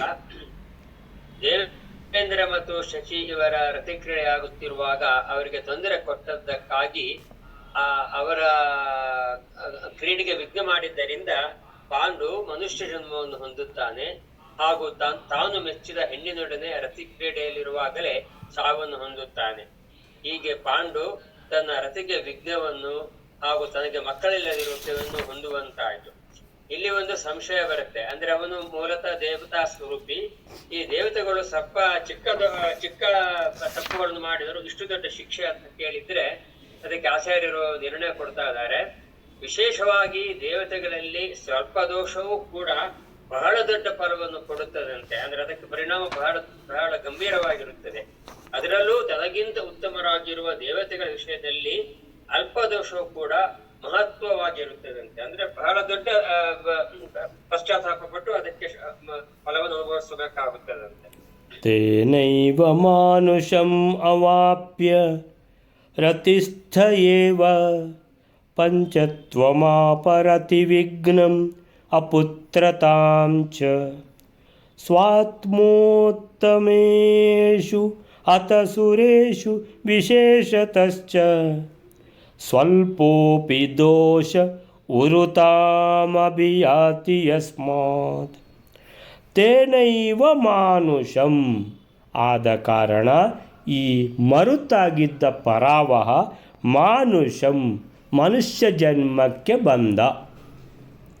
ಅವಾಪ್ಯ ಅಂತೇಳಿದರೆ ಹೊಂದಿದ, ಮನುಷ್ಯ ಜನ್ಮವನ್ನು ಹೊಂದಿದ. ಅಲ್ಲಿಂದ ಅವನಿಗೆ ಮನುಷ್ಯ ಜನ್ಮ ಬಂತು. ಅಲ್ಲಿ ಆರಾಮದಲ್ಲಿ ಮರುತ್ತಾಗಿದ್ದ ದೇವತೆಗಳ ಇದರಲ್ಲಿ. ಸೊ ಇಲ್ಲಿ ಬಂದ. ರತಿಸ್ಥ ಏವ ಪಂಚತ್ವ ಮಾಪ. ರತಿಸ್ಥ ಏವ ತನ್ನ ಹೆಂಡತಿಯ ಒಟ್ಟಿಗೆ ಅವನು ಕ್ರೀಡಿಸಲಿಕ್ಕೆ ಶುರು ಮಾಡಿದ ಕೂಡಲೇ ರತಿಸ್ಥ, ರತಿ ಅಂದರೆ ಹೆಂಡತಿಯ ಜೊತೆ ಕ್ರೀಡಿಸುವಂಥದ್ದು. ರತಿಸ್ಥ ಏವ ಪಂಚತ್ವಂ ಮಾಪ ಅಂತೇಳಿದರೆ, ಪಂಚತ್ವಂ ಮಾಪ ಅಂತೇಳಿದರೆ ಸತ್ತು ಹೋದ, ಮರಣವನ್ನು ಹೊಂದಿದ. ಪಂಚತ್ವಂ ಮರಣ, ಪಂಚತ್ವಂ ಆಪ. ರತಿ ವಿಘ್ನಂ ಅಂತೇಳಿದರೆ ಅಲ್ಲಿ ರತಿ ವಿಘ್ನ ಮಾಡಿದ್ದಾನೆ. ಯಾರ್ದು? ದೇವೇಂದ್ರನ ಜೊತೆಗೆ ಶಚಿದೇವಿಯ ಆ ರತಿಯನ್ನು ವಿಘ್ನ ಮಾಡಿದ್ದಾನೆ. ಇಲ್ಲಿ ಒಂದು ರತಿಯನ್ನು ವಿಘ್ನ ಮಾಡಿದ್ದಾನೆ ಮನುಷ್ಯನಾಗಿ ಹುಟ್ಟಿದ ಮೇಲೆ. ಈ ಯಾವುದು ಕಿಂದ ಮಹರ್ಷಿ ಅವರ ತನ್ನ ಹೆಂಡತಿಯೊಟ್ಟಿಗೆ ಜಿಂಕೆಯ ರೂಪದಲ್ಲಿ ಕ್ರೀಡಿಸುತ್ತಾ ಇರುವಾಗ. ಸೊ ರತಿ ವಿಘ್ನಂ ಅಂತೇಳಿದರೆ ಆ ಎರಡು ಕಾರಣದಿಂದ ರತಿ ವಿಘ್ನ ಆಯಿತು. ಆಮೇಲಿಂದ ಅಪುತ್ರತಾಂ, ಅವನಿಗೆ ಮಕ್ಕಳೇ ಇಲ್ಲ. ತನ್ನ ಶರೀರದಿಂದ ಹುಟ್ಟಿದ ಮಕ್ಕಳೇ ಆಗಲಿಕ್ಕೆ ಸಾಧ್ಯವೇ ಇಲ್ಲ ಅಂತೇಳಿದರೆ, ದೂರ್ವಾಸರ ಒಂದು ಸೇವೆ ಮಾಡಿಬಿಟ್ಟು ಕುಂತಿದೇವಿ ಅವರಿಂದ ಆ ಮಂತ್ರಗಳ ಆ ಒಂದು ವರದ ರೂಪದಲ್ಲಿ ಅವಳು ಭಾಗ್ಯವನ್ನೇ ಹಿಡ್ಕೊಂಡು ಬಂದು ಒಂದು ವೇಳೆ ಅಲ್ಲದಿದ್ದರೆ ಪಾಂಡವರಂತಹ ಸುಪುತ್ರರು ಪಾಂಡುರಾಜನಿಗಾಗಲಿಕ್ಕೆ ಸಾಧ್ಯವೇ ಇರ್ತಿಲ್ಲ, ಅವರ ಸುಪುತ್ರರಾಗಲಿಕ್ಕೆ ಸಾಧ್ಯವೇ ಇಲ್ಲ.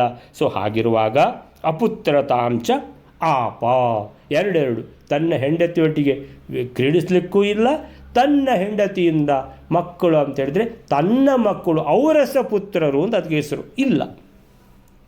ಸ್ವಾತ್ಮೋತ್ತಮೆ ಅಂತೇಳಿದರೆ ಈಗ ವೈಲಾರಿ ಹೇಳಿದಾಗೆ ಏನಪ್ಪ ಅಂತೇಳಿದರೆ ಅವನು ಹೆಂಡತಿ ಒಟ್ಟಿಗೆ ಕ್ರೀಡಿಸ್ತಾನಂತ ಇವನಿಗೆ ಹೇಗೆ ಗೊತ್ತಾಗ್ತದೆ?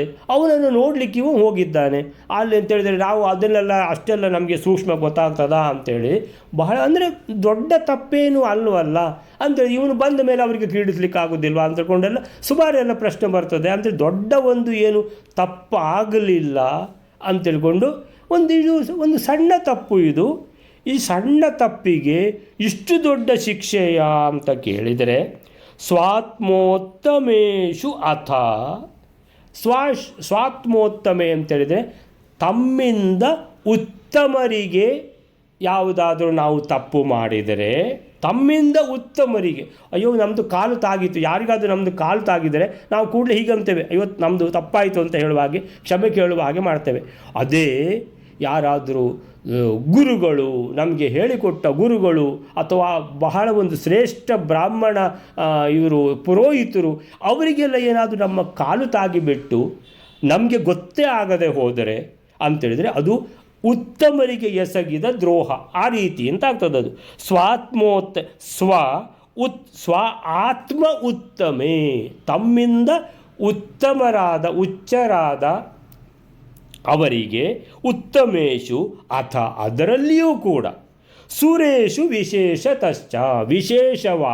ವಿಶೇಷತಶ್ಚ ಸುರೇಶು ದೇವತೆಗಳಿಗೆ ನಾವೇನಾದರೂ ಈ ರೀತಿ ದ್ರೋಹ, ವಂಚನೆ ಅಥವಾ ವಿಘ್ನ ಅವರಿಗೆ ತೊಂದರೆ ಮಾಡಿದರೆ, ಅವರು ಏನಂತ ಹೇಳ್ತಾರೆ, ಏನಾದರೂ ಬೇಸರ ಮಾಡಿಕೊಂಡ್ರೆ ಅದಕ್ಕೋಸ್ಕರನೇ ಹೇಳ್ತಾರೆ, ಈ ಎಲ್ಲ ಈಗ ನಮ್ಮ ಮಠಾಧೀಶರಲ್ಲಿರ್ತಾರೆ ಸ್ವಾಮಿಗಳೆಲ್ಲ, ಏನಾದರೂ ನಮಗೆ ಸಂಬಂಧ ಪಡದ ವಿಷಯದಲ್ಲಿ ನಾವು ಸುಮ್ಮನೆ ತಲೆ ಹಾಕಿಕೊಂಡು ಏನಾದರೂ ಸುಮ್ಮನೆ ಅವರು ಹಾಗೆ ಅವರು ಹೀಗೆ ಅಂತೇಳ್ಕೊಂಡು ಎಲ್ಲ ಏನಾದರೂ ಅಪಭ್ರಂಶ ಮಾತಾಡುವಂಥದ್ದೆಲ್ಲ ಒಳ್ಳೆಯದಲ್ಲ ಅಭ್ಯಾಸ ಅಂತ. ಯಾಕಂದರೆ ಸ್ವಾತ್ಮೋತ್ತಮೇಶು, ನಮ್ಮಿಂದ ಉತ್ತಮರಾದವರು, ಎಲ್ಲ ಸ್ವಾಮಿಗಳೆಲ್ಲ ಪುರೋಹಿತರು, ಸ್ವಾಮಿಗಳು, ಇವರೆಲ್ಲ ನಮಗಿಂತ ಬಹಳ ಉತ್ತಮರಾದವರು, ಅವರ ಬಗ್ಗೆ ನಮ್ಮ ಬಾಯಿಂದ ತಪ್ಪಿಯೂ ಕೂಡ ಏನು ಅಪಭ್ರಂಶ ಮಾತುಗಳು ಬರಲೇಬಾರದು ಅಂತೇಳಿದರೆ, ನಾವು ಒಂದು ವಿಷಯ ಯಾರೋ ಏನೋ ಹೇಳಿರ್ತಾರೆ,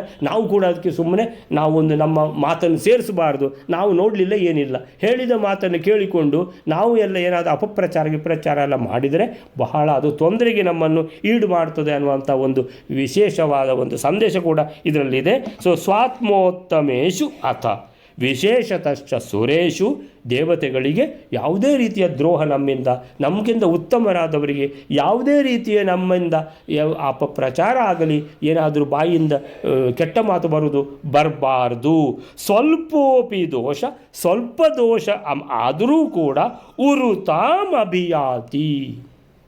ಅರೆ ದೋಷ ಸ್ವಲ್ಪವೇ, ನಾನೊಂಚೂರು ಮಾತಾಡಿಬಿಟ್ಟೆ ಅಂತೇಳಿದರೆ ಅವರಿಗೆ ಏನಾಗ್ತದೆ ಮಾತಾಡಿದರೆ ಅಂತ ಹೇಳಿದರೆ, ಇಲ್ಲ, ಸ್ವಲ್ಪೋಪಿ ದೋಷ ಉರುತಾಂ ಅಭಿಯಾತಿ. ಉರುತಾಂ ಅಂದರೆ, ಉರು ಅಂದರೆ ದೊಡ್ಡದು, ಅದು ದೊಡ್ಡದಾಗಿ ಬಿಡ್ತದೆ ಅಂದರೆ ಭೂತ ಕನ್ನಡಿಯಲ್ಲಿ ನೋಡಿದಾಗೆ. ಅಂದರೆ ನಮ್ಮದು ಸಣ್ಣ ತಪ್ಪು ರೀ, ಇದನ್ನು ಅಂಥದ್ದೇನು ತಪ್ಪೇ ಆಗಲಿಲ್ಲ ಅಂತೇಳಿದರೆ ಅದೇ ತಪ್ಪನ್ನು ಭೂತ ಕನ್ನಡಿಯಲ್ಲಿ ನೋಡಿದರೆ ಅದು ದೊಡ್ಡ ತಪ್ಪಾಗಿ ಕಾಣ್ತದೆ. ಆ ಥರ ಉರುತಾಂ ಅಂತೇಳಿದರೆ ಫಲ ಕೊಡುವಾಗ, ಶಿಕ್ಷೆ ಕೊಡುವಾಗ ಸಣ್ಣ ತಪ್ಪು ಅದು ದೊಡ್ಡ ತಪ್ಪಿಗೆ ಕೊಟ್ಟ ಶಿಕ್ಷೆಗೆ ಕೊಡ್ತಾರೆ ಹೇಗೋ ಆ ರೀತಿ ಶಿಕ್ಷೆ ಕೊಡ್ತಾರೆ. ಸ್ವಲ್ಪೋಪಿ ದೋಷ ಉರುತಾಂ, ದೊಡ್ಡ ಒಂದು ದೋಷವಾಗಿ ಕಂಡು ಅದಕ್ಕೆ ದೊಡ್ಡ ಶಿಕ್ಷೆ ಸಿಗ್ತದೆ. ಉರುತಾಂ ಫಲತ ಅಭಿಯಾತಿ ಅಂದರೆ ಸಿಗ್ತದೆ ಅದಕ್ಕೆ ಅನ್ನುವಂಥದ್ದು. ಯಸ್ಮಾತ್ ಅಂದರೆ ಆ ದೋಷವನ್ನು ಮಾಡಿದರೆ, ಆದ್ದರಿಂದ ದೋಷ ಆಗದ ಹಾಗೆ ನಾವು ನೋಡಿಕೊಳ್ಬೇಕು ಅನ್ನುವಂಥದ್ದು ಇಲ್ಲಿ ಏನು ಹೇಳ್ತಾರೆ ಅಂತ ಹೇಳಿದ್ರೆ, ಶಚಿ ಸಂಗಮಕ್ಕೆ ವಿಘ್ನ ಎಸಗಿದ್ದ ಅಂತೇಳಿದರೆ ದೇವೇಂದ್ರ ಅಂತೇಳಿದರೆ ಇವನು ಮರುತು ಪರಾವಹ, ಅವನು ದೇವೇಂದ್ರ, ಬಹಳಷ್ಟು ಮೇಲಿದ್ದಾನವನು ಅಂತೇಳಿದರೆ, ಅಂತಹ ಸ್ವಾತ್ಮೋತ್ತಮೇಶು ವಿಶೇಷತಶ್ಚ ಸುರೇಶು ಅಂತೇಳಿದರೆ ಅವನು ಮನುಷ್ಯನಾಗಿ ಹುಟ್ಟಿದ ಆ ಮರುತು, ಅವನು ತನ್ನ ಹೆಂಡತಿಯ ಜತೆಗೆ ರತಿ ಕ್ರೀಡೆಯಲ್ಲಿದ್ದಾಗಲೇ ಮರಣ ಹೊಂದಿದ, ರತಿಗೆ ವಿಘ್ನವನ್ನೂ ಹೊಂದಿದ, ಸಂತತಿಹೀನನೂ ಆದ. ತನಗಿಂತ ಉತ್ತಮರಾದ ಜನರಲ್ಲಿ ಸ್ವಾತ್ಮೋತ್ತಮೇಶು ಅಥ ವಿಶೇಷವಾಗಿ ದೇವತೆಗಳಲ್ಲಿ ವಿಶೇಷತಶ್ಚ ಸುರೇಶು ಮಾಡುವ ಸ್ವಲ್ಪ ಅಪರಾಧವು ಸ್ವಲ್ಪೋಪಿ ದೋಷ ಬಹಳ ದೊಡ್ಡದಾಗಿ ಬಿಡುವುದು. ಉರುತಾಂ ಅಭಿಯಾತಿ ಯಸ್ಮಾತ್ ಅನ್ನುವಂಥದ್ದು ಇದಕ್ಕೆ ಕಾರಣ ಅಂತ ಹೇಳ್ತಾರೆ. ಪಾಂಡುರಾಜ ಹಾಗೆ ರತಿ ಕ್ರೀಡೆಗೆ ತೊಡಗುತ್ತಿದ್ದಂತಲೇ ವಿಘ್ನ ಹೊಂದಲು ಮೇಲ್ನೋಟಕ್ಕೆ ಕಿಂದಮ ಮುನಿಯ ಶಾಪ ಕಾರಣ. ವಸ್ತುತಃ ಅದು ಮುಖ್ಯ ಕಾರಣ ಆಗಿರಲಿಲ್ಲ ಅಂತ ಹೇಳುವಾಗ ಮಧ್ವರು ಹೇಳಿದ್ರಿಂದ ನಮಗೆ ಗೊತ್ತಾಗೋದು. ಇಲ್ಲ ಅಂತ ಹೇಳಿದರೆ ಮಹಾಭಾರತ ಓದುವಾಗ ಆ ಕಿಂದಮ ಮುನಿಯ ಶಾಪ ಅಂತ ತಿಳ್ಕೊಂಡೇ ನಾವು ಮಹಾಭಾರತ ಓದ್ತಾ ಇರ್ತೀವಿ. ಅಂದರೆ ಮಹಾಭಾರತ ತಾತ್ಪರ್ಯ ನಿರ್ಣಯದಲ್ಲಿ ಮಧ್ವರು ಹೇಳಿದ್ದಾರೆ ನೋಡಿ, ಅದು ಮಾತ್ರ ಅಲ್ಲ, ಈ ಕಾರಣ ತುಂಬ ಮುಖ್ಯವಾದ ಕಾರಣ ಇದೆ ಅಂತ. ಅಂದರೆ ಇದು ಸಣ್ಣ ಕಾರಣ ಅಲ್ವಾ ಅಂತ ಹೇಳಿದರೆ, ಪಾಂಡುರಾಜ ಪರಾವಹ ಮರುತ್ತಿನ ಅವತಾರವಾದ್ದರಿಂದ ದೇವತೆಯಾದ ಅವನಿಗೆ ಅವನಿಗಿಂತ ಕಡಿಮೆಯಾಗಿದ್ದ ಮುನಿಯ ಶಾಪವು ಮುಖ್ಯ ಕಾರಣ ಆಗಲಿಕ್ಕಿಲ್ಲ. ಹಾಗಾದರೆ ಏನು ಸಂಗತಿ ಅಂತ ಹೇಳಿದರೆ, ಅವನು ಹಾಗೆ ರತಿವಿಘ್ನ ಹೊಂದಿ ಮರಣ ಹೊಂದಲು ಅವನು ಮೂಲ ರೂಪದಲ್ಲಿ ಒಮ್ಮೆ ಪರಾವಹ ಮರುತಾಗಿದ್ದಾಗ ಇಂದ್ರನ ಬಳಿಗೆ ಅಕಾಲದಲ್ಲಿ ತೆರಳಿ ಅವನಿಗೆ ರತಿವಿಘ್ನ ಉಂಟು ಮಾಡಿದ್ದೇ ಮುಖ್ಯ ಕಾರಣವಾಗಿತ್ತು ಎಂಬ ಸೂಕ್ಷ್ಮ ವಿವರ ಇಲ್ಲಿದೆ. ಇದು ಪಾಂಡುರಾಜ ಮನುಷ್ಯ ಜನ್ಮ ಹೊಂದಲಿಕ್ಕೂ ಅದೇ ಕಾರಣ. ಆದ್ದರಿಂದ ಸಾಕ್ಷಾತ್ ಸಂತತಿ ಔರಸ ಪುತ್ರ ಹೊಂದದಿರಲಿಕ್ಕೂ ಕೂಡ ಇದೇ ಕಾರಣ. ದೀರ್ಘಕಾಲ ರತಿವಿಘ್ನ ಹೊಂದಲು ಸಹ ಇದೇ ಕಾರಣ. ಯಾವಾಗ ಅವನು ರತಿ ಕ್ರೀಡೆಗೆ ಶುರು ಮಾಡಿದ್ನೋ ಅವತ್ತು ಸತ್ತೇ ಹೋಗಿಬಿಟ್ಟ. ಮೇಲ್ನೋಟಕ್ಕೆ ಇದು ಸಾಮಾನ್ಯ ಅಪರಾಧದಂತೆ ಕಂಡರೂ ಅದು ನಡೆದದ್ದು ಇಂದ್ರನಂತಹ ಶ್ರೇಷ್ಠ ದೇವತೆಯ ಬಗ್ಗೆ. ಸ್ವೋತ್ತಮ ದ್ರೋಹ, ತಮ್ಮಿಂದ ಉತ್ತಮರಾದವರಿಗೆ ದ್ರೋಹ ಏನಾದರೂ ಮಾಡಿದರೆ ಸ್ವಲ್ಪವೇ ಆದರೂ ಹೆಚ್ಚಿನ ಅನರ್ಥಕ್ಕೆ ಕಾರಣವಾಗಬಹುದು. ದೇವತಾ ದ್ರೋಹವಂತೂ ಮಹತ್ ಅನರ್ಥಕ್ಕೆ ಸಾಧನ ಎಂಬುದು ಇದರ ಹಿನ್ನೆಲೆ. ಶ್ರೀರಾಮನ ಪಟ್ಟಾಭಿಷೇಕಕ್ಕೆ ವಿಘ್ನ ಮಾಡುವ ಪ್ರಯತ್ನ ಮಂಥರೆಗೆ ಅಂಧ ತಮಸ್ಸೇ ಸಾಧನವಾದದ್ದು. ಆದರೆ ಅವಳು ದೊಡ್ಡ ತಪ್ಪೆ ಮಾಡಿದ್ದಾಳೆ. ಸೊ ಇಲ್ಲಿ ಪಾಂಡುರಾಜ ಯಮಲೋಕಕ್ಕೆ ತೆರಳಿದ ಎಂಬುದಕ್ಕೆ ಮೃತನಾದ ಎಂಬ ಸಾಮಾನ್ಯವಾದ ಅರ್ಥ. ಅಲ್ಲಿ ಧರ್ಮಿಷ್ಠರಾದ ರಾಜರು ಸಾಮಾನ್ಯವಾಗಿ ತೆರಳುವಂಥದ್ದು ಯಮನ ಸಭೆಗೆ. ಅವರು ಯಮಸಭೆಯ ಸದಸ್ಯರಾಗಿ ಮಾನ್ಯತೆ ಪಡೆಯುವರು. ಪಾಂಡುರಾಜ ಅಂತ ಧರ್ಮಿಷ್ಠ ರಾಜನಾದ ಕಾರಣ ಯಮಲೋಕಕ್ಕೆ ತೆರಳಿ ಅಲ್ಲಿ ಯಥಾಯೋಗ್ಯವಾಗಿ ಪೂಜಿತನಾದ ಅನ್ನುವಂಥದ್ದು ಅರ್ಥ. ಅಷ್ಟಕ್ಕೆ ಇವತ್ತಿನ ಇದನ್ನು ನಿಲ್ಲಿಸ್ಕೊಳ್ಳೋಣ. ಶ್ರೀಕೃಷ್ಣ ಅರ್ಪಣ ಮಸ್ತು.